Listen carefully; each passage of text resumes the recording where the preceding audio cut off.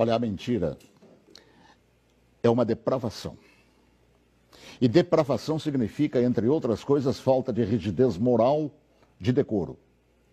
Eu digo isso em razão de estar se avizinhando uma data histórica que dissociados da verdade insistem, há anos, de chamar de golpe. O golpe de 31 de março, praticado por militares. Nessa afirmação, envolvendo a posição de militares, juntam outra depravação em torno do que se conhece por revolução. E explico. Primeiro, que nem o dia certo do movimento que inspirou a tomada de posição contra a tentativa de implantarem o comunismo do Brasil, os acusadores sabem. E me cabe corrigir esta falsidade, informando que não foi no dia 31 de março. A tentativa de agitar a intenção, depois de dias de bagunças no país, se deu em 1º de abril. No dia 31 de março, num planejamento de agitação, João Goulart e Leonel Brizola deixaram Brasília e se dirigiram para Porto Alegre, iniciando a tentativa de golpe de esquerda.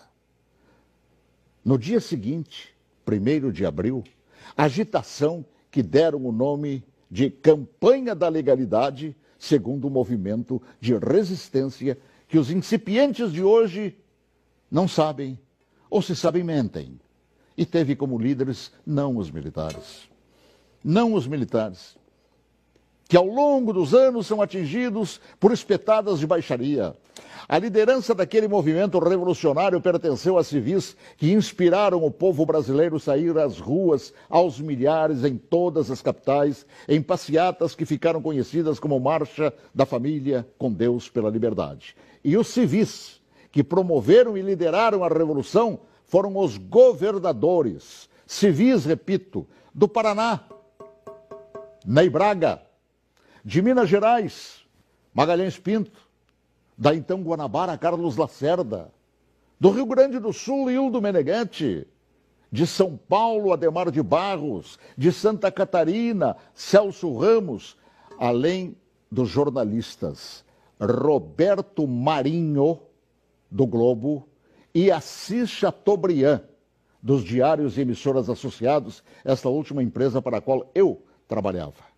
Os militares, diante da pressão desses líderes governamentais e pressão do povo nas ruas, é que, depois de Goulart e Brizola abandonarem tudo e fugirem para o Uruguai, é que, após um breve período de governo de Ranieri Mazzilli, o vice que foi empossado pelo Congresso, é que assumiram o comando da nação por ter o mesmo Congresso decretado vago o cargo de presidente. Ninguém tirou João Goulart de lá. Ele é que fugiu. Eu ouvi fugir. Assim, é um depravado. Todo aquele que mente sobre o que chama de golpe. E que foram os militares que assim determinaram, pois golpe é o que queriam os sociopatas implantar. E rótulo de depravados, tanto aqueles como os que hoje repetem a mentira por uma razão, uma simples razão. Era eu, o locutor, que foi obrigado a entrar na marra no estúdio da Rádio Farroupilha naquele 1º de abril.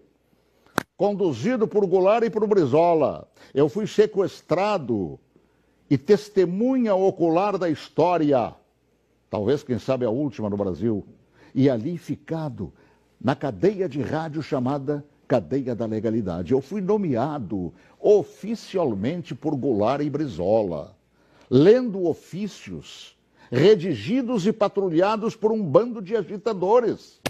Eu acompanhei toda a história, também depois, através do tempo. E todos os seus capítulos não cabem aqui. Mas digo mais, todos os jornais brasileiros apoiaram os governadores civis, líderes daquele movimento, assim como apoiaram os militares depois que assumiram para botar ordem no país.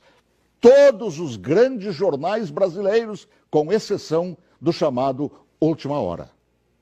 E os militares, após assumirem e resgatarem a ordem atropelada pelo comunismo, transformaram o Brasil naquela época da 49ª economia do mundo, na 8ª economia do mundo. Assim, pela verdade dos fatos, que se honre neste fim de semana os 55 anos do movimento que evitou nos transformarem numa Venezuela de hoje, na qual o povo não conta nem com papel higiênico.